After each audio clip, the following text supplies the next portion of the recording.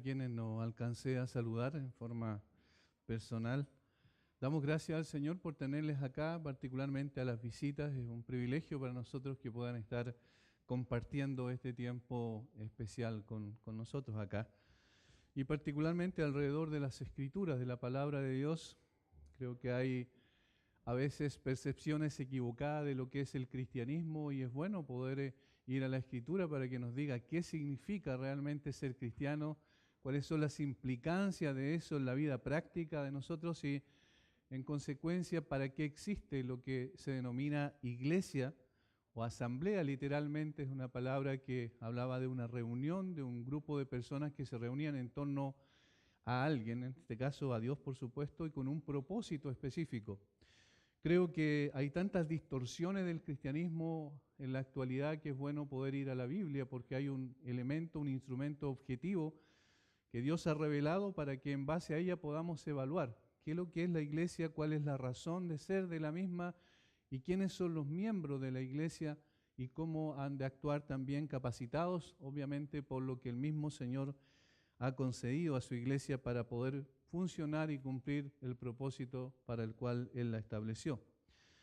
Y nosotros en ese contexto estamos estudiando Primera de Corintios ya hace más de un año y vamos en el capítulo 12, que es uno de los capítulos probablemente del capítulo 12 al 14, que es uno de los capítulos más controversiales que se han dado en la historia probablemente de la iglesia, pero particularmente el siglo XIX hasta ahora ha sido mucho más fuerte esa controversia. Sin embargo, la Escritura es clara, se revela en una forma tan específica y nítida, transparente para nosotros que no debemos buscar más que lo que la misma Biblia ha revelado, lo que dice claramente la Escritura.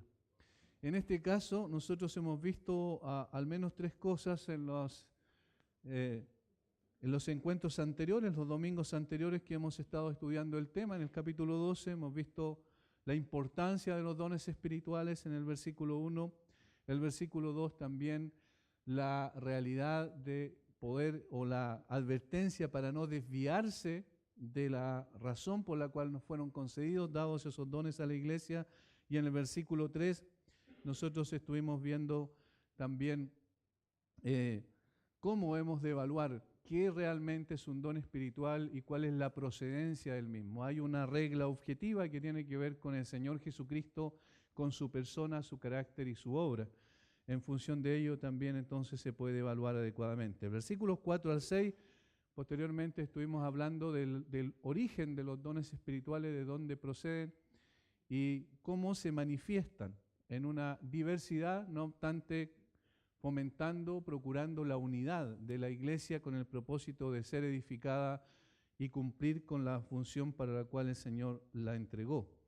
Y los versículos 7 al 11, donde hay una expresión ahora de lo que eso significa, decir cuál es la razón de los dones espirituales y cuál es la diversidad de ellos, cómo se dan en una forma muy especial en la iglesia y tienen diferentes propósitos. Nosotros vimos, por ejemplo, que habían algunos dones que se llaman normalmente de señales, que eran propios del primer siglo, que tenían que darse en el primer siglo para confirmar la proclamación de la palabra de Dios y a los mensajeros al mismo tiempo que el mensaje que ellos entregaban. Dones de señales porque apuntaban hacia un objetivo, no era un objetivo en sí mismo lo que querían transmitir, sino que apuntaban hacia un objetivo. Igual como una señal de carretera, dijimos nosotros, que dice, por ejemplo, a 30 kilómetros Villarrica o a 27 kilómetros Pucón. Esas son señales que nos indican hacia dónde está apuntando, pero no es la señal en sí mismo el objetivo, el propósito. Así también estos dones de señales que fueron transitorios y que fueron para la primera iglesia en el primer siglo, mientras la Biblia todavía no había sido terminada de redactar, que eso ocurrió a fines del primer siglo después de Cristo. De tal manera que habían esos dones momentáneos, circunstanciales, con el propósito de confirmar la presentación del mensaje de la palabra de Dios. Y luego hay otros dones también que son permanentes, y esos son los dones para la edificación de la iglesia, y que Pablo aquí mezcla entre los que eran como señal circunstanciales con los que son permanentes en la iglesia. Eso nosotros hemos visto la última vez, la semana anterior, y en ese sentido vimos los primeros dones en el versículo 8 del capítulo 12 de Primera de Corintios, porque a este es dada por el Espíritu palabra de sabiduría, ahí hay un don, a otro palabra de ciencia según el mismo Espíritu, ahí hay otro don, y a otro fe por el mismo Espíritu, y a otro dones de sanidades por el mismo Espíritu. A otro el hacer milagros, a otro profecía, a otro discernimiento de espíritus, a otro diversos géneros de lenguas y a otro interpretación de lenguas. Nosotros hemos visto los primeros 3 dones que aparecen aquí, es decir, el de palabra de sabiduría, palabra de ciencia y el de fe. El de fe pasa a una segunda categoría de dones o a otra clasificación, porque la palabra que se utiliza y que dice a otro fe es una palabra que en el griego significa a otro de una especie diferente. Las 8 oportunidades en que aparece la palabra otro ahí, en estos versículos, 7 son relativas a otro de la misma especie, y es la palabra griega alo, y en este caso es la palabra hétero. Allí viene nuestra palabra hétero en español, que es diferente, ¿verdad? Entonces, pasa a una segunda clasificación. Y esto tiene que ver con el don de la fe, con el de sanidades y con el de hacer milagros específicamente. Nosotros vamos a seguir ahora introduciéndonos un poco más y vamos a tratar de contrastarlo con los falsos dones del Espíritu que en el día de hoy se dan y que se manifiestan, entre comillas, a veces en iglesias evangélicas, pero que en realidad no tienen un origen muy claro, muy transparente, y por eso nosotros queremos estudiar un poquito más en el contexto del Nuevo Testamento qué es lo que significan, para qué fueron dados, por qué están allí presentes. Vamos a el versículo 9 entonces y a empezar a profundizar un poco más en este estudio. A otro fe por el mismo Espíritu y a otro dones de sanidades por el mismo Espíritu. Dones de sanidades, dice, y está en plural, es decir, había más de un don de sanidad, probablemente para las diversas enfermedades que habían diferentes dones también, por eso está en plural. ¿Qué es lo que era ese don de sanidades en una forma muy, muy fácil de poder entender? Era una capacitación sobrenatural de Dios específica a personas específicas dentro de la iglesia, que no tenía que ver con algo especial que hubiesen en esas personas, sino que eran escogidos por Dios simplemente y dotados y capacitados por Dios para poder obrar la sanidad en personas dentro del contexto de su ministerio. Por ejemplo, los apóstoles tenían, la Biblia muestra dones de sanidades. Pedro, Pablo, Felipe también, que era un diácono de la iglesia primitiva, también tenían, y otros más dentro de la iglesia. La mayoría de los apóstoles tenían este don particular de sanidad. Por ejemplo, en Hechos, capítulo 3, cuando encuentran a ese cojo de nacimiento, la puerta del templo de Jerusalén, y ellos lo que hacen es decirle en el nombre de Jesucristo, levántate y anda, ¿cierto? ¿Y qué es lo que pasó? Inmediatamente, como efecto a esa palabra, inmediatamente ocurrió lo que ellos habían dicho. Es decir, la persona se puso de pie y anduvo, incluso saltaba, dice, se le afirmaron sus tobillos, dice Lucas que era médico, y entonces da algunas otras características más específicas respecto a la inmediatez del don, es decir, a como de inmediato se puso de pie. Y eso es una obra sobrenatural, por supuesto, dada por Dios, o capacitación sobrenatural dada por Dios para que eso se produjera.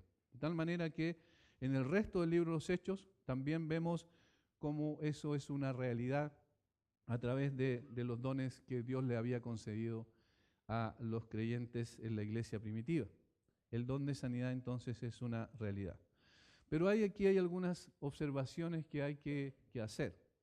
¿Cuál era el objetivo de los dones de sanidad? ¿Cuál era el propósito por el cual habían sido concedidos y cuáles eran los límites que tenían? En cuanto a los propósitos, Pablo está diciendo que a través de este texto y otros más que aparecen en la Biblia, o la evidencia de otros del don de sanidad que se manifiesta en la Biblia, que normalmente eran dados para confirmar el carácter apostólico, es decir, el carácter de los apóstoles como tales, como designados por Dios para hacer una tarea y una obra donde plantaban los fundamentos de la iglesia. Una pregunta que uno tiene que hacer normalmente ante el estudio de esto es: ¿cuántas veces se ponen los fundamentos? En una edificación normal, ¿cuántas veces se ponen los fundamentos? Una sola vez. Entonces, en ese tiempo se estaban colocando los fundamentos de la iglesia, de la cual Cristo era la piedra angular, como dice la Escritura, pero sobre ella se edificaban. ¿Y cómo se hacía eso? Bueno, como dije, el Señor dotando, capacitando a los apóstoles para obrar de una manera extraordinaria, y los dones de sanidades eran parte de estos instrumentos usados precisamente para establecer los fundamentos. Pablo, por ejemplo, tenía este don, sin lugar a duda. Sin embargo, y aquí hay límites, Pablo no lo usó indiscriminadamente, no lo usó para sanarse a sí mismo. Por ejemplo, yo quiero que vayamos a 2 Corintios 12 y veamos lo que pasó con el apóstol en una situación especial en la cual él se encontraba. Tenía una enfermedad, él le llama un aguijón en la carne, algo que le molestaba sobremanera, que era muy complejo, difícil de sobrellevar, y él hizo lo siguiente. Versículo 6, él escribe posteriormente, después de la experiencia, por tanto, está dando cuenta de un hecho que ocurrió en su vida. Dice versículo 6, sin embargo, si quisiera gloriarme, no sería insensato porque diría la verdad, pero lo dejo para que nadie piense de mí más de lo que en mí ve u oye de mí.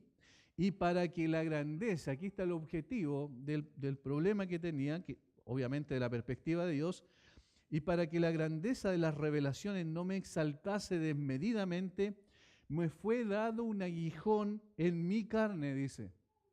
Un mensajero de Satanás que me abofetee para que no me enaltezca sobremanera. Es decir, Dios le dio una enfermedad específica a Pablo para que no se enalteciera, no se enorgulleciera de las revelaciones que había recibido. El Señor conoce perfectamente el corazón del hombre y sabe que fácilmente nosotros podemos autoexaltarnos. Nosotros conocemos nuestro corazón, y Pablo, que era un apóstol del Señor, no estaba exento de aquello. Pero ¿qué hizo Pablo? Versículo 8. Aquí él está contando lo que sucedió. Respecto a lo cual, es decir, a esa enfermedad, dice: 3 veces he rogado al Señor que lo quite de mí. La pregunta era, bueno, si él tenía el don de sanidad, ¿por qué no lo aplicó?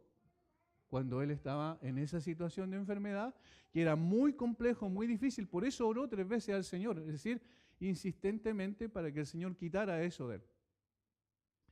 Dice que lo quite de mí. Y me ha dicho, esa es la respuesta del Señor: bástate mi gracia, porque mi poder se perfecciona en la debilidad. Y el Señor le estaba diciendo: Pablo, no te voy a sanar. Y el propósito de no sanarte es porque cuando tú eres débil, yo soy fuerte. Es decir, cuando Pablo reconocía su debilidad producto de esa enfermedad que él tenía, entonces eso lo mantenía bajo, digamos, el orgullo, sometido, para que él no se exaltase a sí mismo. Por tanto, de buena gana me gloriaré, dice él, como consecuencia más bien en mis debilidades, para que repose sobre mí el poder de Cristo. Por lo cual, por amor a Cristo, me gozo en las debilidades, en afrentas, en necesidades, en persecuciones, en angustias, porque cuando soy débil, entonces soy fuerte. Y durante toda su vida, Pablo mantuvo ese problema en su cuerpo físico. Entonces, ahí se ve que aún los dones de sanidad tenían ciertos límites, ¿se fijan? No se podían usar indiscriminadamente. ¿Cuándo se usaban? Cuando el Señor guiaba, conducía a uno de ellos que tenía el don para producir una sanidad. Por tanto, la persona no estaba llamando a la gente para hacer campañas de sanidad. No había ningún tipo de actividad dentro de la iglesia que se tradujese en una forma indiscriminada de sanar a todo aquel que viniera, sino que el Señor determinaba cuándo y cómo se ejecutaba y se producía el efecto, el resultado para sanar a una persona. Esto es evidente en todas las Escrituras. Por ejemplo, no solo el caso de Pablo fue, sino también nosotros podemos apreciar la situación de Epafrodito, uno de los ayudantes de Pablo, que en Filipenses, capítulo 2, versículo 27, el apóstol Pablo habla respecto a su situación particular. Era uno de los acompañantes de Pablo, era un representante de la iglesia que estaba con él en medio de sus dificultades. Versículo 27, Filipenses 2:27. Pues en verdad, dice respecto de Epafrodito, estuvo enfermo a punto de morir, pero Dios tuvo misericordia de él. Y no solamente de él, sino también de mí, para que yo no tuviese tristeza sobre tristeza. Dios sanó a Epafrodito y a Pablo no lo sanó. Dios sanó a Epafrodito porque tenía un propósito particular en él, pero no lo sanó a través del don de sanidad de Pablo, sino, Pablo dice ahí, Dios tuvo misericordia de él. Y es evidente que se sanó por medio de la intercesión, de oración de la iglesia y del mismo Pablo probablemente, pero no como un don, como la aplicación del don de sanidad en particular. Por tanto, ahí hay otro ejemplo de lo que acabamos de decir. Está también la situación de Timoteo. Primera de Timoteo capítulo 5, versículo 23, es otro ejemplo de esto. Timoteo también estaba enfermo. Por supuesto, él estaba con una enfermedad estomacal aparentemente. Y el apóstol Pablo en capítulo 5 de 1 Timoteo, versículo 23, le dice a Timoteo, ya no bebas agua, sino usa de un poco de vino por causa de tu estómago y de tus frecuentes enfermedades. ¿Y por qué no lo sanó? Podía hacerlo porque él tenía el don de sanidad, pero Dios es el que guía todas las cosas. Una de lo que aprende uno de los dones espirituales es que nunca la gloria puede ser para el hombre. Porque cada vez que Dios obra a través de los dones espirituales es Dios el que se lleva la gloria porque es su poder, porque es su autoridad y al mismo tiempo porque Él determina cuándo, cómo y a quién. Entonces, el don de sanidades tenía sus límites también. Hay otro ejemplo, uno más, de Trófimo en 2 de Timoteo 4:20, otro colaborador de Pablo, cuando Pablo ya se despide, en su última carta, después de esto él finalmente es muerto en Roma, es decapitado por causa del Evangelio, y en el versículo 20, ya dando los saludos finales, él dice, Erasto se quedó en Corinto y a Trófimo dejé en Mileto, ¿cómo? Enfermo. Lo dejé enfermo. Del mismo modo podemos ver como Pablo tampoco sanó a Trófimo. Había algo más, el Señor tenía algo más que quería hacer a través de mantener enferma a alguna persona. Por tanto, los dones de sanidades tenían, como dije, el propósito de poder mostrar que efectivamente el Señor había capacitado y dotado con autoridad a esas personas en particular para llevar el mensaje del Evangelio y entonces era confirmado a través de este tipo de manifestación. El Señor Jesucristo, la razón por la cual hizo los milagros Él de sanidades, también tenía que ver con ese mismo propósito. Yo quiero que vayamos a Mateo capítulo 11, por favor.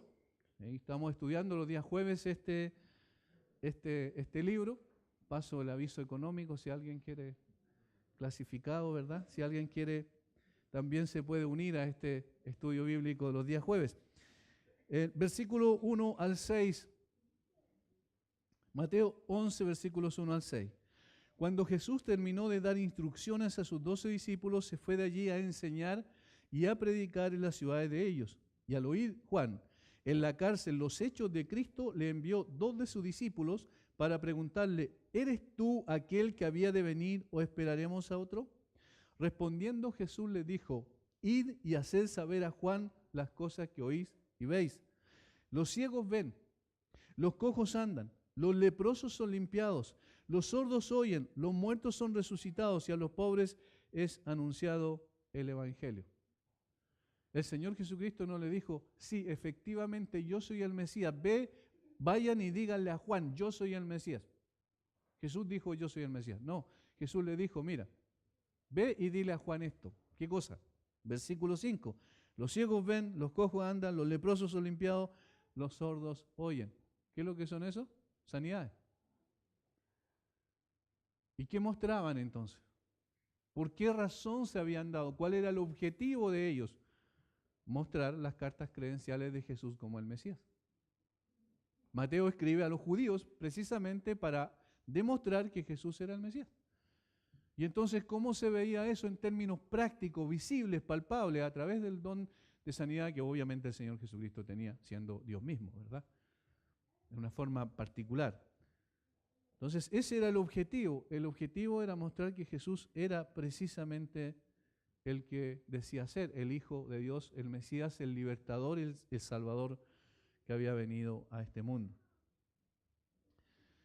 Entonces, esa era la razón y por eso es que son dones de señales y son dones que se daban para el primer tiempo de la iglesia primitiva. Ahora alguien va a preguntar, pero pastor, ¿eso significa que Dios ya no sana a ninguna persona?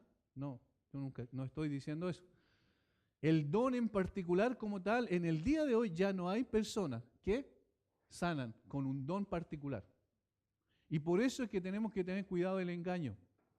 Cuando de repente se reciben folletos o se recibe algún tipo de información, alguna publicidad referente a que hay una noche de sanidades y milagros, por ejemplo. Eso ya no existe, en particular con personas que dicen, se autodenominan apóstoles, otros se autodenominan profetas, que vienen y supuestamente imponiendo las manos en alguien pueden darle la sanidad. Ese don así, de esa manera, como se dio en la época apostólica, ya no existe. Pero Dios puede seguir sanando porque es el mismo Dios de ayer, de hoy y por los siglos. ¿Y cómo lo hace? A través de la oración de la iglesia, a través de la oración de los creyentes. ¿Cuándo lo hace? Cuando Él quiere. ¿Con quién lo hace? Con el quien quiere. Él determina, no nosotros. Nosotros no le damos órdenes a Dios. Cuidado que hay un movimiento fuerte que de hace un tiempo que se ha también manifestado en la iglesia evangélica, que es que la persona tiene que declararlo simplemente y así se realiza. Que es una fusión entre hinduismo, budismo, es decir, filosofías y religiones orientales y cristianismo. Y es donde la persona supuestamente tiene la capacidad de darle órdenes a Dios. Tiene que decretar que algo se va a realizar y se va a ejecutar tal cual. Eso no lo dice la Escritura. En ninguna parte. En ninguna parte dice decreto, ordeno, en ninguna parte dice eso. Busquen una oración así en la Biblia. No existe. No existe. Lo que dice buscar y hallaréis. Llamad y se os abrirá. Eso dice la Escritura. Que Dios siempre va a responder la oración de los suyos, pero de acuerdo a su voluntad y como Él así lo quiere. Entonces el don de sanidad ya no existe como tal específicamente, pero la sanidad todavía se produce porque Dios es el Dios Todopoderoso. El segundo don que aparece aquí es el versículo 10, a otro el hacer milagros que también es muy similar al anterior, pero abarca mucho más que el anterior. El primero, el de sanidad, tiene que ver con enfermedades en el cuerpo físico de las personas. Este tiene que ver con la naturaleza. Y quizás la forma más fácil de ejemplificarlo es cuando Dios circunstancialmente, sabemos que la naturaleza se mueve a través de leyes que el mismo Dios ha establecido, el mismo que creó, ¿cierto?, la naturaleza. Y que esas leyes, en un momento dado, por la obra sobrenatural de Dios, en este sentido, por el don de milagros, puede circunstancialmente detenerse. Por ejemplo, el caso del Antiguo Testamento, del Éxodo. Cuando está frente al mar Rojo Moisés y todos los israelitas junto a él, y venía el ejército, ¿verdad?, de Egipto sobre ellos, y el Señor le dijo que levantara su vara. Él levantó su vara y el mar se abrió. Eso no es algo que ocurre todos los días. Es un hecho único, exclusivo, porque Dios, el que creó todas las cosas, tiene poder sobre todo lo que creó. No es algo ilógico, no es algo irracional como algunos dicen. Es lógico que un ser todopoderoso que creó algo tenga poder y autoridad sobre eso que creó. Entonces, esos dones son los que, o sea, esas capacitaciones especiales son las que nosotros vemos en la Biblia. En el caso del Señor Jesucristo, por ejemplo, cuando vino la tormenta, iban en el barco los apóstoles. Se dice barco, uno piensa en una tremenda embarcación, eran barcos pequeños, precarios en ese tiempo, en el mar de Galilea o en el lago de Genesaret, como se llama, y dice que empezó la tormenta, ¿verdad? Y los discípulos estaban desesperados porque, siendo marineros expertos, no podían hacer nada, iban a zozobrar, ese era un hecho. Y fueron y hablaron con Jesús, Jesús estaba durmiendo a propósito, y entonces Jesús se despertó y lo que hizo fue cambiar la naturaleza, digamos, las leyes de la naturaleza solamente con su voz y su autoridad. Recuerdan que detuvo el viento y calmó la tempestad. Ahora, la mayoría o muchos de los hechos del Señor Jesucristo fueron así. ¿Recuerdan cuando el Señor Jesucristo llegó a las bodas de Caná también? Donde Él dice cuál es la razón por la cual hizo ese milagro. Yo quiero que vayamos a ese texto porque también nos enseña algo del propósito por el cual se hacen los milagros, o se hacían los milagros en la iglesia primitiva. Capítulo 2, Juan 2, versículo 11. Nosotros creo que no es necesario leer todo el texto para saber de qué se trata. Cuando llegaron las bodas, llegó un momento donde el vino se había acabado y entonces el Señor Jesucristo hizo llenar tinajas con mucha cantidad de litros de agua y luego transformó el agua en vino, es decir, hizo un milagro sobre la naturaleza. Del agua la transformó en vino. Versículo 11 dice, este principio de señales hizo Jesús en Caná de Galilea. Notemos cómo Juan le llama principio de señales, que apuntaban a algo específico. Dice, hizo Jesús en Caná de Galilea y manifestó su gloria. Ese es el propósito por el cual hizo ese milagro. Manifestar su gloria.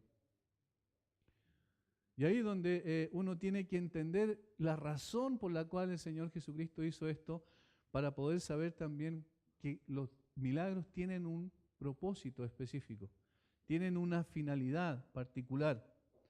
En este caso, mostrar que Jesús era realmente el Hijo de Dios. Y allí dice después, y los discípulos creyeron en Él. Ese fue el efecto que se produjo. Los discípulos creyeron en Él.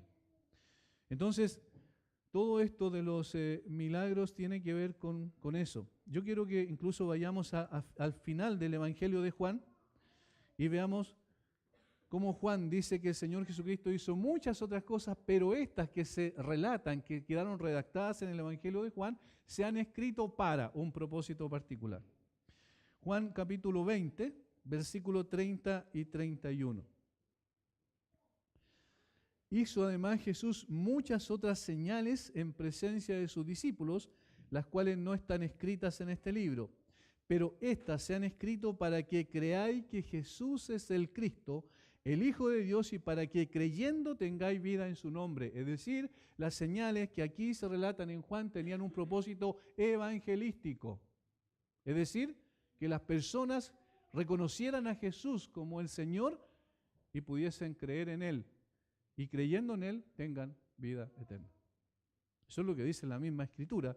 Y ahí menciona que esas señales que se escribieron, además de muchas otras cosas que hizo, tenían esa finalidad. Ahora, en la época apostólica, cuando se empieza a proclamar el Evangelio, veamos Hechos capítulo 2, y otra vez vamos a ver cómo Pedro coloca como evidencia de que Jesús es el Señor realmente a través de el versículo 22, donde dice que Dios lo aprobó, es decir, Dios lo manifestó públicamente, o se manifestó públicamente a través de Jesús por medio de señales y prodigios.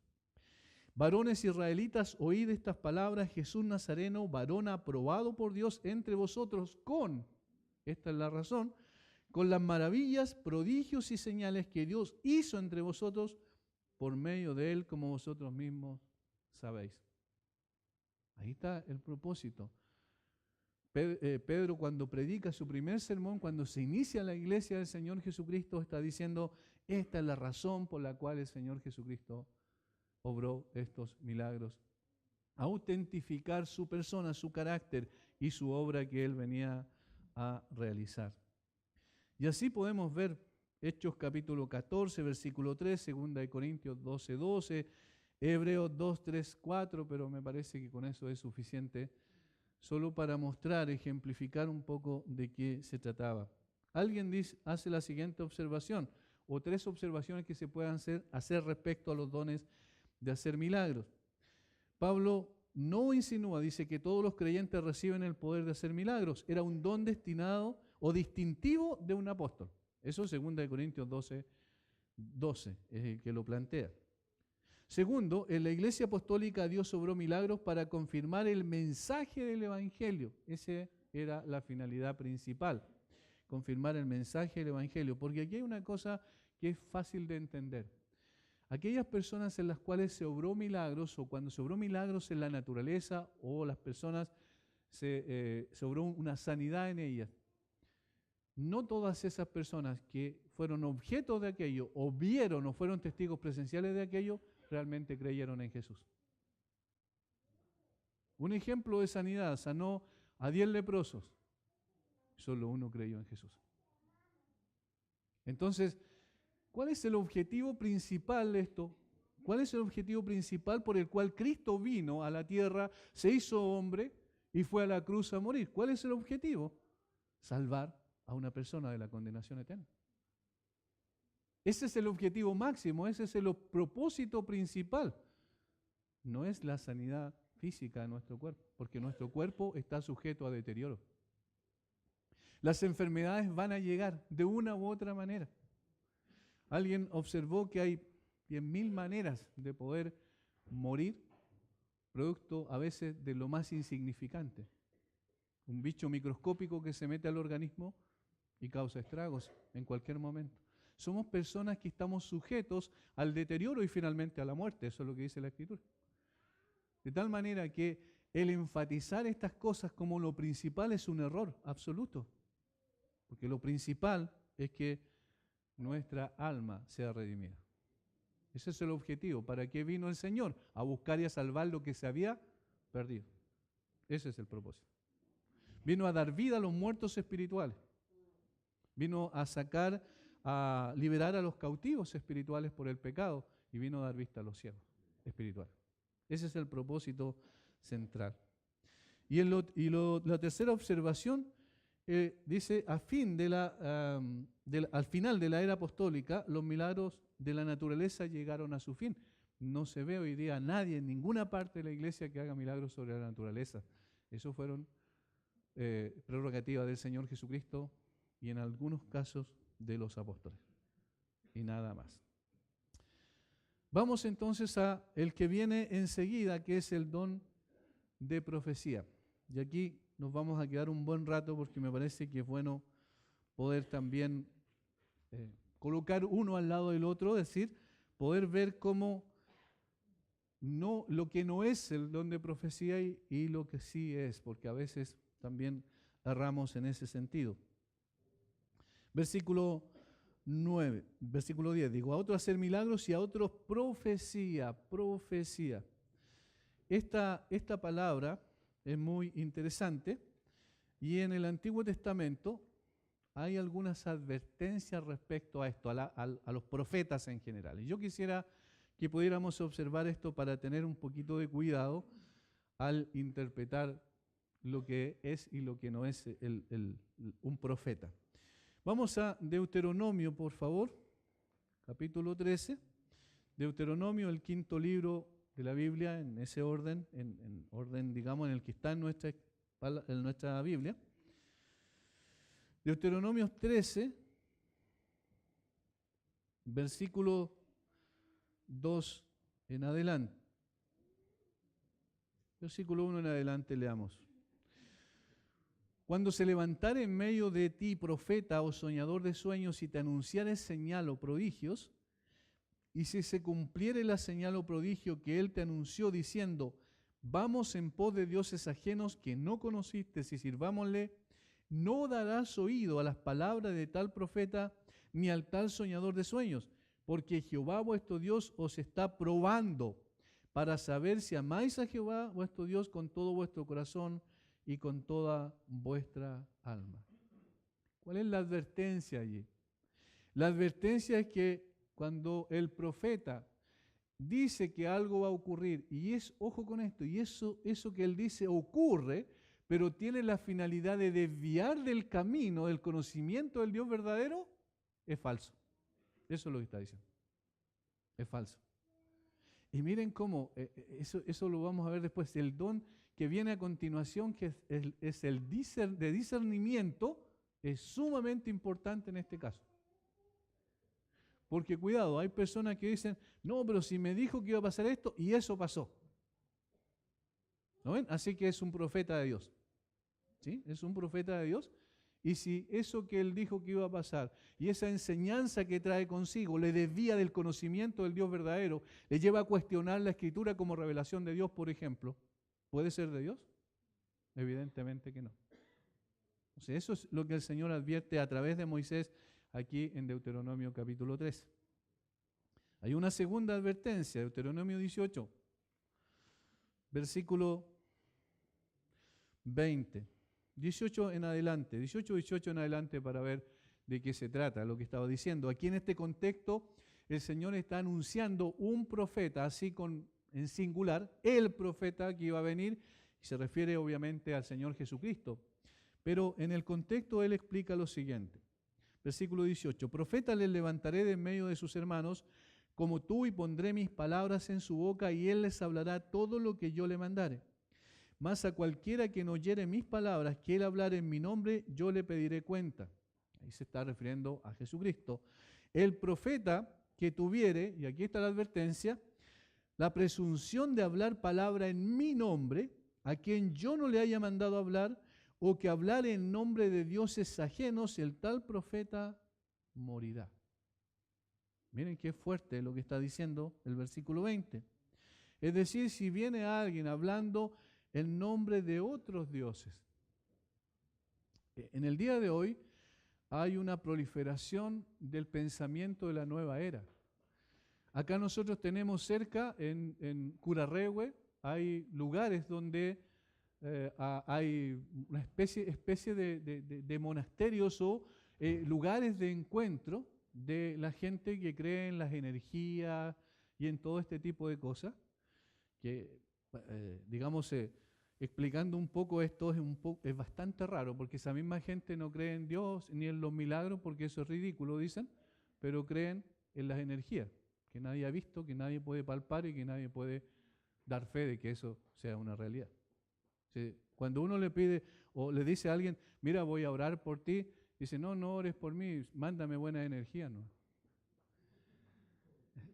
Es una contradicción absoluta. Eso sí que es irracional. Creer en un Dios que creó todas las cosas no es irracional. Sin embargo, en eso sí. Pero hay una proliferación de esto en el día de hoy. ¿Por qué explico esto? Porque obviamente en un momento determinado alguien de esos grupos puede decir, esto es lo que va a suceder porque yo tuve, qué sé yo, un sueño, tuve una visión y esto es lo que va a suceder. Y ocurre que efectivamente sucede. Pero ellos creen, por ejemplo, en el nirvana, como el cielo de los budistas, o creen en Brahman, el dios energía, ese que permea todo, ¿cierto? Que está en todo lugar, que le llaman, que se llama panteísmo, que todas las cosas es Dios y que es traspasada por esa energía que fluye. Obviamente, esa persona, aunque se cumpla lo que dijo, esa persona es falsa, porque no apunta al Dios verdadero, porque no reconoce que efectivamente viene todo del único Dios que existe, que es el Dios de las Escrituras. Entonces esa es una segunda advertencia. Y luego viene una tercera advertencia en el versículo 21 y 22. Y si dijeres en tu corazón, ¿cómo conoceremos la palabra que Jehová no ha hablado? Es una buena pregunta. Y está aquí la respuesta, versículo 22. Si el profeta hablar en nombre de Jehová, aquí, es decir, si hablar en nombre del Dios verdadero, y esto ya tiene que ver con el cristianismo propiamente tal, aplicándolo al día de hoy, por supuesto, Dice, si el profeta hablara en nombre de Jehová y no se cumpliere lo que dijo ni aconteciere, es palabra que Jehová no ha hablado. Con presunción la habló el tal profeta, no tengas temor de él. ¿Cuál es entonces la forma de poder saber si es un profeta de Dios? Que habla en nombre de Dios y que se cumple efectivamente lo que dijo que se iba a cumplir. De los 23 años que conozco al Señor, que el Señor me rescató, desde ese tiempo he escuchado una cantidad increíble de profecías de gente que dice que tiene nuevas profecías para Chile, que esto va a ocurrir. Nada ha ocurrido. Nada ha ocurrido. ¿Eso qué significa? Que esa profecía es completamente falsa y que el profeta que lo dijo es falso. Es tan fácil de poder verlo. Una de las cosas más tristes de constatar es que gente que está metida en estos grupos y se le han dicho una y otra profecía y resulta que ha sido falsa y la gente sigue creyendo en el falso profeta. Es muy triste. Hace poco tiempo atrás, los que les gusta el fútbol, los varones van a entender esto, pero cuando Radamel Falcao García, ¿se acuerdan? El centro delantero de Colombia, tuvo una lesión antes del Mundial de Brasil. Y entonces vino un supuesto apóstol por ahí del centroamericano y grabó un video donde le dice a Radamel Falcao García que él se va a sanar y va a ser una figura en el Mundial. Resulta que llegó al Mundial y Falcao no pudo jugar porque no se sanó de su lesión. Eso bastaría para que la gente diga, este es un falso. ¿No es verdad? Porque no se cumplió lo que dijo. Dijo hablar en nombre de Dios y no se cumplió lo que dijo. ¿Pero qué ocurrió? Que la gente lo sigue. Ven, ahí hay ceguera espiritual. Hay falta de comprensión. Ahí no se evalúa bíblicamente, sino exclusivamente por las emociones muchas veces. Pero la profecía, y aquí particularmente el rasgo distintivo de un profeta, es el que transmite la palabra de Dios, que recibe la palabra de Dios y la transmite a otros. Eso es en general lo que es un profeta. Una persona que habla en nombre de Dios a la gente, pero no lo que él quiere hablar, sino lo que Dios ha revelado. Y aquí una explicación. En el primer siglo, antes de que la Biblia terminara de ser redactada, evidentemente se necesitaban profetas para ese tiempo, para poder Dios a través de ellos revelar algunas cosas que eran necesarias. Pero no necesariamente, y aquí hay una cosa importante, el rol de un profeta es predictivo, es decir, que predice acontecimientos futuros. ¿Por qué no? Porque la palabra en sí, profetello, que aparece 28 veces en el Nuevo Testamento y que se traduce aquí como profecía, tiene el significado de proclamar un mensaje divinamente impartido. Ese es el significado primario de la palabra. Y no necesariamente tiene que ser predictivo. ¿Cuál era el trabajo, la labor de los profetas del Antiguo Testamento? Era decir lo que Dios les había dicho y transmitirlo al pueblo. Y en muchos casos ni siquiera era predictivo, simplemente era llamarles al arrepentimiento. Era llamarles a volverse a Dios con todo su corazón. Por consiguiente, aquí hay dos etapas. El don de profecía fue algo que fue dado en el primer siglo, antes de que estuviese completa la Escritura. Y hay una segunda cosa, que este don permanece, pero no en la forma predictiva, sino en la forma de proclamación. A ver, lo voy a explicar. En la forma de proclamar, transmitir lo que ya ha sido revelado. Lo que ya ha sido revelado. Es decir, lo que nosotros hacemos como pastores o como líderes de una iglesia local es transmitir lo que Dios ha revelado en su palabra.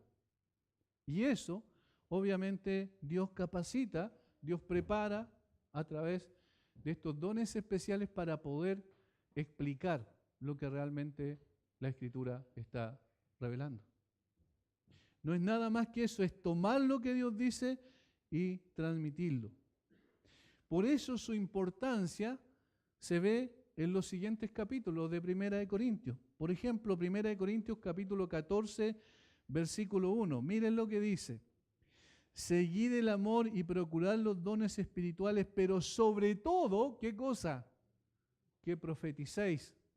sobre todo que profeticéis. ¿Por qué? Porque el versículo 3 da una excelente descripción de lo que es este don. Fíjense, versículo 3. Pero el que profetiza habla a los hombres ¿para qué?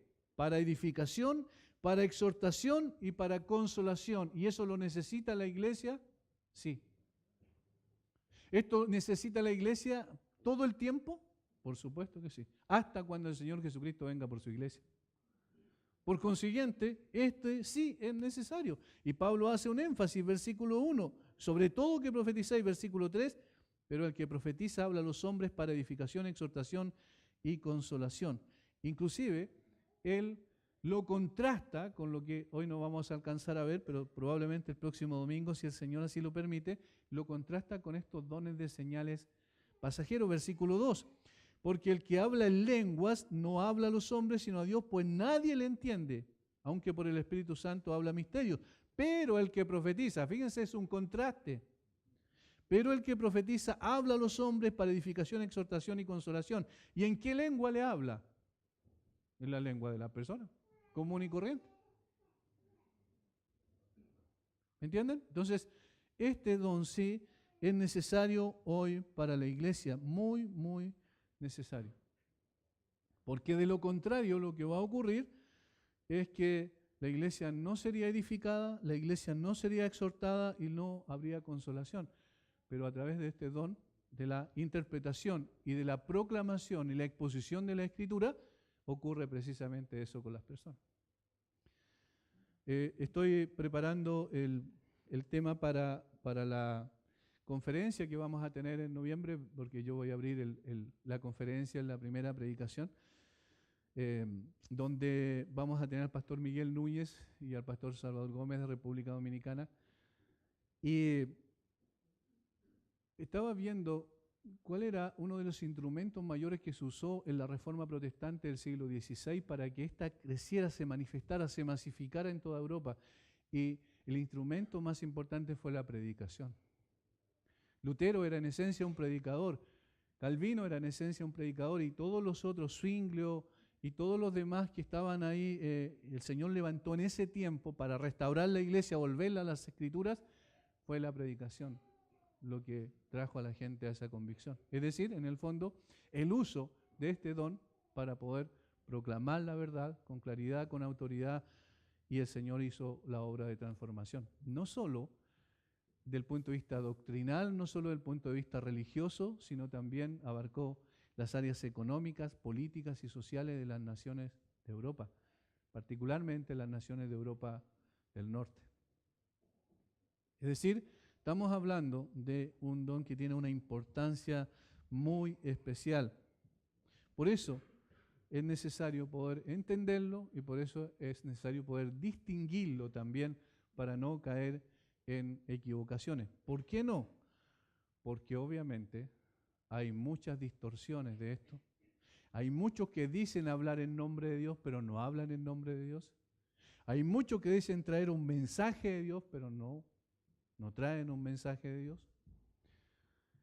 Algunas personas me han preguntado en algunos casos, pero pastor, ¿puede ser que el Señor se revele a una persona en particular para decirle algo en particular?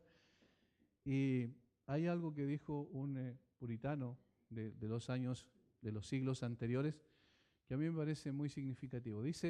Él dijo, si la profecía es concordante con las Escrituras, entonces es innecesaria.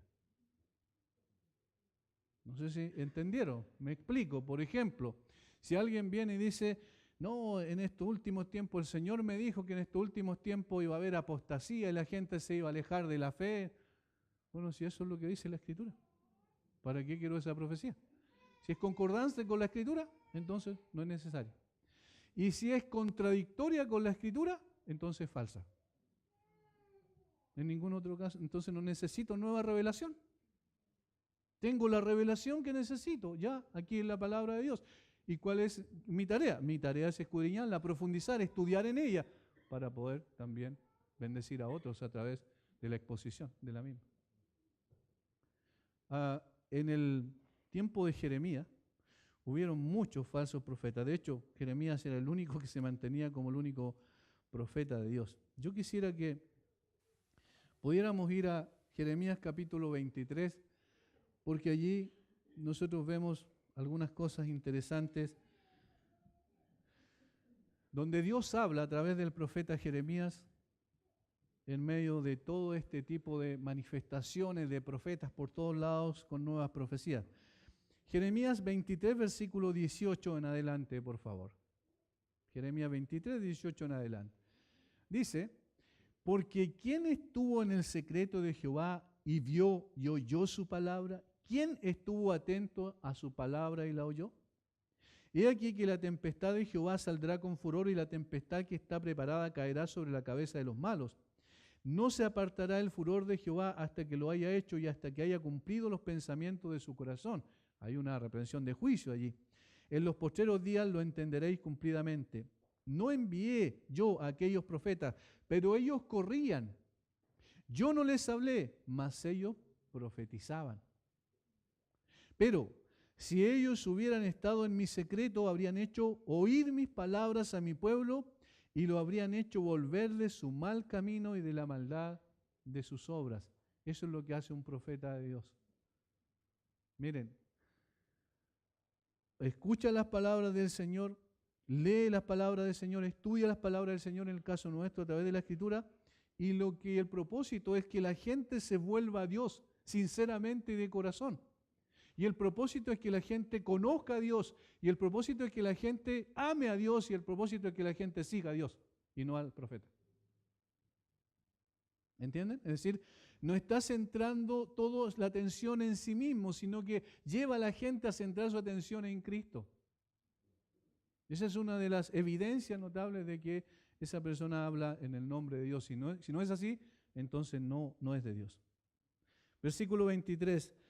¿Soy yo Dios de cerca solamente, dice Jehová, y no Dios desde muy lejos? ¿Se ocultará alguno, dice Jehová, en escondrijos que yo no lo vea? ¿No lleno yo, dice Jehová, el cielo y la tierra? Yo he oído lo que aquellos profetas dijeron, profetizando, ¿qué dice? Mentira, en mi nombre, diciendo, soñé y soñé. ¿Hasta cuándo estará esto en el corazón de los profetas que profetizan mentira y que profetizan el engaño de su corazón? ¿No piensan como hacen que mi pueblo se olvide de mi nombre con sus sueños, que cada uno cuenta a su compañero al modo que sus padres se olvidaron de mi nombre por Baal, por un Dios falso? El profeta que tuviera un sueño, cuente el sueño, y aquel a quien fuere mi palabra, cuente mi palabra verdadera. ¿Qué tiene que ver la paja con el trigo, dice Jehová? ¿No es mi palabra como fuego, dice Jehová, y como martillo que quebranta la piedra? Versículo 32. He aquí, dice Jehová, yo estoy contra los que profetizan sueños mentirosos y los cuentan y hacen errar a mi pueblo con sus mentiras y con sus lisonjas. Y yo no los envié ni les mandé, y ningún provecho hicieron a este pueblo, dice Jehová. Hay una proliferación de falsos profetas. Y por eso es que inmediatamente después de que Pablo habla del don de profecía, habla del don de discernimiento. Esa es la razón principal. Es decir, hay una necesidad muy importante de poder distinguir, de poder diferenciar, de poder hacer un juicio correcto, adecuado, de qué está hablando esa persona, si habla realmente en nombre de Dios y cómo poder distinguirlo. En términos generales, todo creyente debiese tener esta característica, no como un don necesariamente, sino como algo que es propio de un verdadero creyente. De hecho, Juan, en 1 de Juan, capítulo 4, versículo 1, llama a todos los creyentes a que puedan hacer este ejercicio necesario en medio de la iglesia. Poder juzgar si está hablando Dios o no está hablando Dios a través de esa persona. Capítulo 4, versículo 1, dice, amados, no creáis a todo espíritu, sino probad los espíritus si son de Dios. ¿Por qué? Porque muchos falsos profetas han salido por el mundo. ¿Por qué la necesidad de poder distinguir claramente? Porque hay doctrina engañosa y mentirosa que se está metiendo en la iglesia evangélica. Y mucha gente sin discernimiento sigue a esas personas engañadores y se aleja del Dios verdadero. Y por eso es imprescindible entonces que nosotros ejercitemos estas capacidades dadas por Dios a través de la palabra de Dios, que es el parámetro para poder evaluar si realmente es de Dios o no, y probemos los espíritus. Eso dice Juan. Pero ¿qué es lo que pasa con la gente normalmente, en términos generales? Que no ejercita este don de discernimiento, o sea, este discernimiento general, porque piensan que eso tiene que ver con el pastor o tiene que ver exclusivamente con algún líder dentro de la iglesia. Pero Juan ahí está hablando no a los líderes ni a los pastores solamente, sino a todas las personas. Entonces todos debiésemos ejercitar aquello. ¿Cómo se ejercita? Yo estoy hablando no del don en particular aquí, sino de en general, cuál es nuestra labor que tenemos como creyentes. Después vamos al don en particular. Hebreos capítulo 5, versículo 14. ¿Qué se requiere para poder discernir, distinguir, hacer una diferencia entre lo correcto y lo incorrecto? Se requiere madurez. Y miren lo que dice el versículo aquí. Pero el alimento sólido es para los que han alcanzado madurez, para los que por el uso tienen los sentidos ejercitados en el discernimiento del bien y del mal. Tienen los sentidos ejercitados. ¿Por qué las personas van a trotar o hacen ejercicio? ¿Cuál es el propósito? Dice, por buena salud, qué sé yo, pero ¿qué no, digamos, qué ayuda? ¿En qué ayuda en eso desde el punto de vista físico? Es que se ejercita la musculatura, ¿verdad? Yo el otro día fui a trotar y tuve que pasar al hospital para que me dieran un tanque de oxígeno después. Así que no le aconsejo si no tienen el entrenamiento previo. Pero el ejercicio, dice, ¿el ejercicio de qué? De la palabra de Dios, es decir, estar usando la Escritura en la práctica, en las cosas cotidianas. Eso nos ayuda a poder discernir. Es como cuando un cajero de un banco lo entrenan para reconocer el billete verdadero. ¿Cuáles son los billetes verdaderos? Después de tanto entrenamiento, ya no necesita muchas cosas de tecnología, sino que al ver un billete ya se da cuenta que es falso, porque conoce bien el verdadero. Esa es una capacidad de poder discernir que tenemos, pero eso es para todos nosotros, para cada uno de nosotros. Sin embargo, el don del discernimiento es algo mucho más específico y tiene que ver con lo que el apóstol Pablo tenía, y eso es evidente. Por ejemplo, cuando vamos a Hechos capítulo 16, el Señor guió a Pablo para que pudiese discernir que lo que se estaba diciendo, aunque era verdad, sin embargo, su procedencia no era de Dios. Capítulo 16.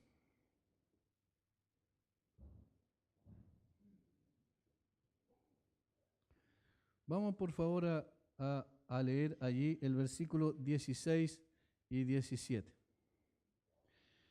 Dice, aconteció que mientras íbamos a la oración nos salió al encuentro una muchacha que tenía espíritu de adivinación, la cual daba gran ganancia a sus amos adivinando. Eso es lo que escribe Lucas en el versículo 16, pero luego en el versículo 17 dice, cuenta lo que sucedió. Esta, siguiendo a Pablo y a nosotros, daba voces diciendo, estos hombres son siervos del Dios Altísimo, quienes os anuncian el camino de salvación. ¿Eso era verdad o no? ¿Era verdad? Miren, por eso es que es necesario el discernimiento, no sé si están captando, pero aquí había una persona que seguía a Pablo y a Lucas, y esta persona, ¿qué es lo que estaba diciendo? Y a Silas, estaba diciendo, estos hombres realmente anuncian la salvación de Dios, son hijos del Dios Altísimo, siervos del Dios Altísimo. Efectivamente era así. Cualquier persona podía haber dicho, qué bueno, aquí hay una persona que reconoce, que bueno, esta persona viene de Dios, esta persona habla por Dios. Pero miren lo que sucedió enseguida. Y esto lo hacía por muchos días, más desagradando a Pablo. Este se volvió y dijo al Espíritu, miren, Pablo hizo el discernimiento que esa mujer estaba poseída por un espíritu, no de Dios. Te mando en el nombre de Jesucristo que salgas de ella, y salió en aquella misma hora. No sé si vieron, Se dieron cuenta de esto. Hay cosas, cuando se habla de discernimiento, no se habla de cosas que son evidentes. Por ejemplo, si yo coloco una cosa blanca y otra negra aquí, yo no necesito discernimiento, porque es evidente. Pero cuando es gris, y hay un gris más suave y otro más fuerte, y que va de a poquito decantándose, es muy difícil distinguir. Cuando alguien dice hablar en nombre de Dios, incluso me cita versículos bíblicos y cita algunas cosas que dicen las Escrituras, no significa necesariamente que esa persona esté hablando de parte de Dios. ¿Entienden que es mucho más sutil la diferencia? Y en ese sentido, entonces, en la primera iglesia se necesitaba mucho este don de discernimiento. ¿Por qué? Porque recuerden que había todavía profecía y habían personas que se levantaban en la asamblea como en la que estamos aquí y decían, Dios me dijo esto y esto otro. Y entonces se necesitaba a alguien o a más de alguno que estuviese allí, que fuese dotado por Dios con ese don y que dijera, no, ese no es el Espíritu de Dios el que está hablando. En el momento, en el mismo momento.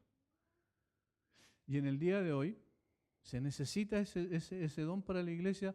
Por supuesto que sí. ¿Por qué? Por la proliferación de falsos mensajes, por la proliferación de falsas profecías. Recordemos que Satanás se viste como ángel de luz, 2 Corintios 11:14. Se viste como ángel de luz. Engañó a Eva en el huerto de Edén usando las mismas palabras de Dios, pero colocándole entre medio un no. Con que Dios os ha dicho, no comáis de todo árbol que está en el huerto. Cuando Dios le había dicho, de todo árbol del huerto podrás comer. Miren lo que hizo. Usó las mismas palabras, pero le colocó una negación al medio y con eso cambió el sentido total de la misma palabra de Dios. Micaías, un profeta, denunció también en 1 Reyes 22, 21 al 23, está ahí, que lo que era que había salido un espíritu de mentira de los profetas. El Señor Jesucristo, cuando Pedro le dijo, no, Señor, daré mi vida por ti, no vayan, esto no te acontezca, cuando el Señor dijo que iba a ir a la cruz, ¿y qué es lo que le dijo el Señor Jesucristo? Él dijo, no es Pedro el que está hablando, es Satanás el que está hablando. Quítate delante de mí, Satanás. ¿Ven? Ahora, Pedro quería lo mejor para el Señor Jesucristo, pero eso estaba en contra de la voluntad de Dios. Y el Señor dijo, no. Ese es discernimiento. Pablo, cuando le dice a Elimás el mago, que es un instrumento de Satanás, también Pablo estaba ahí usando ese don. Ojo que Satanás puede hacer milagros también. Eso dice la Biblia en 2 Tesalonicenses 2, 9 y 10. Él puede hacer milagros. Satanás también se introduce por medio de falsos maestros en la iglesia. Judas 4, 2 de Pedro 2, 1 y 2. Voy a leer 2 de Pedro 2, 1 y 2 por lo atingente que es a lo que está pasando en el día de hoy. Y parece que cuando uno leyera 2 de Pedro 2, 1 y 2, uno estuviese leyendo los informes de las iglesias, de algunas iglesias del día de hoy. Capítulo 2, 2 de Pedro 2, versículos 1 en adelante, dice, pero hubo también falsos profetas entre el pueblo, como habrá entre vosotros falsos maestros que introducirán encubiertamente, miren, ahí está la clave, encubiertamente, es decir, no en forma tan fácil de distinguir, herejías destructoras y aún negarán al Señor que los rescató atrayendo sobre sí mismo destrucción repentina. Y muchos seguirán sus disoluciones, por causa de los cuales el camino de la verdad será blasfemado. Aquí una cosa interesante, Pedro está anticipando que muchos seguirán sus disoluciones. No son pocos. No son pocos.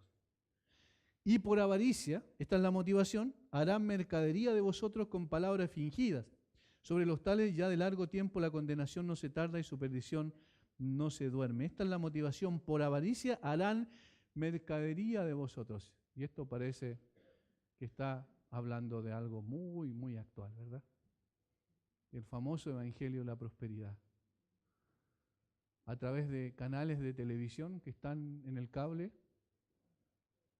que son llegan a millones de personas alrededor del mundo, donde llaman a la gente a sembrar, a sembrar, a sembrar y a dar y a dar y a dar, y que el Señor les va a recompensar tomando fuera de contexto una cantidad de textos bíblicos, dicen que son hijos del rey, por tanto tienen que vivir como el rey, cuando la Biblia dice todo lo contrario. Jesús dijo que Él no tenía dónde recostar su cabeza.